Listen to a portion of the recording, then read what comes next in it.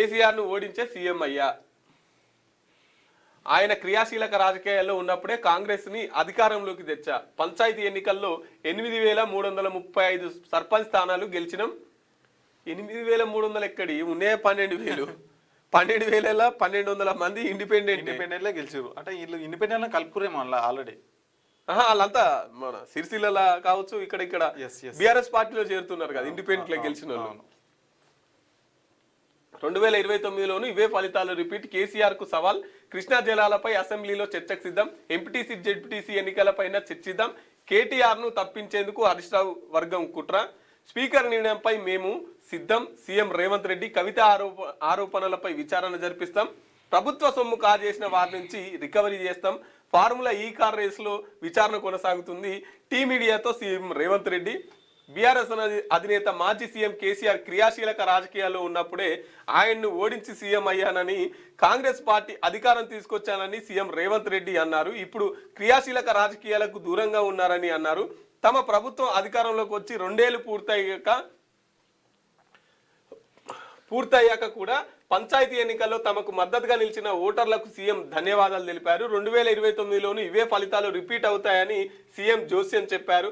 గురువారం హైదరాబాద్లో తన నివాసంలో డిప్యూటీ సీఎం బట్టి విక్రమార్క మంత్రులతో కలిసి సీఎం రేవంత్ మీడియా సమావేశంలో మాట్లాడారు. ఎలాంటి లోటుపాట్లు లేకుండా పంచాయతీ ఎన్నికలు పూర్తి చేసిన అధికారులకు అభినందనలు తెలిపారు. స్వేచ్ఛాయుతమైన వాతావరణంలో ఎన్నికలు జరిపించామని, హోదాలను అడ్డుపెట్టుకొని ఎన్నికలకు ప్రభావితం చేసేలా మేమేం నిర్ణయం తీసుకోలేదన్నారు.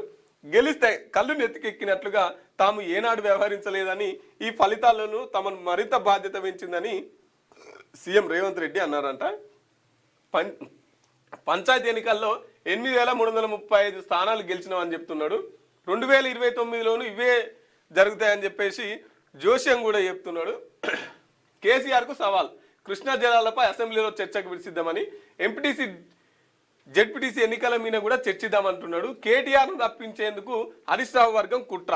ఇవాళ వచ్చి చెప్పానా నీకు అలా పార్టీ ముచ్చట్లు. స్పీకర్ నిర్ణయంపై మేము స్పందించలేము. ఎట్లా స్పందిస్తారు? చెప్పిందే మీరాయ, మళ్ళీ బయటకు వచ్చి ఎట్లా స్పందిస్తారు? సో ఇక నిన్న మాట్లాడుతున్నాడు పార్టీ మారిన ఎమ్మెల్యేల గురించి. అరే వాళ్ళ పిల్లలు మేము మీ పిల్లలం అంటే సొంత పార్టీలో ఒప్పుకుంటలేరా అని చెప్తున్నాడు. మరి వాళ్ళ పిల్లలకు నువ్వెట్లా కండువ ఎత్తివి? అంతే కదా. వాళ్ళ ఎమ్మెల్యేలకు నువ్వెట్లా కండువ ఎత్తివి? మీ పార్టీ కండువ ఎట్లా ఎత్తివి?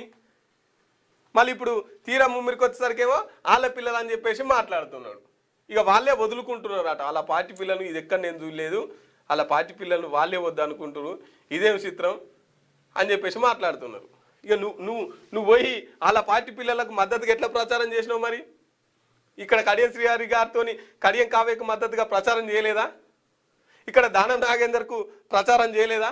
దానం నాగేందర్ ఎంపీగా నిలబడితే ఆయనను గెలిపించండి అని చెప్పేసి నువ్వు ప్రచారం చేయలేదా? మరి వాళ్ళ పిల్లలకు నువ్వెట్లా ప్రచారం చేసినావు? మీ పార్టీ కాకపోతే నువ్వేమైనా బీఆర్ఎస్లో చేరినావా? నువ్వేమైనా బీఆర్ఎస్ పార్టీలో ఉన్నావా? మరి మీకు వార్తలు రాయడం, విశ్లేషణ చేయడం వచ్చా? అన్యాయాన్ని ప్రశ్నించడం తెలుసా? ఇంకెందుకు ఆలస్యం? క్యూ న్యూస్ మిమ్మల్ని ఆహ్వానిస్తుంది. ఉమ్మడి ఆదిలాబాద్, వరంగల్, కరీంనగర్, నిజామాబాద్, ఖమ్మం, మెదక్, రంగారెడ్డి, హైదరాబాద్, మహబూబ్ నగర్ జిల్లాలకు రిపోర్టర్స్ కావాలను సంప్రదించవలసిన ఫోన్ నెంబర్ 8688926084.